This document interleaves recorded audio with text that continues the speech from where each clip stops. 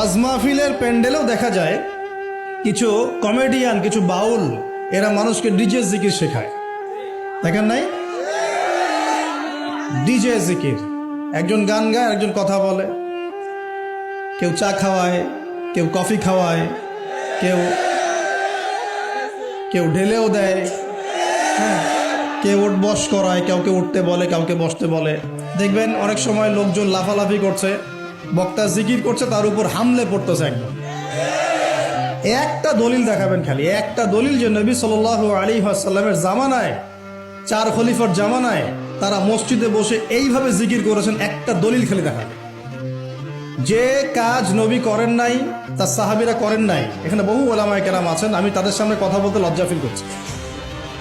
যত হাদিস আপনি ঘাটবেন, আমি তো সব হাদিস পড়ে শেষ করতে পারি নাই, স্বীকার করছি, কিন্তু নবীর যুগে এবং 4 খলিফার যুগে কোনোদিনও এইভাবে জিকির আজগার হয়েছে একটা দলিল আপনি খুঁজে বের করতে পারবেন না ইনশাআল্লাহ।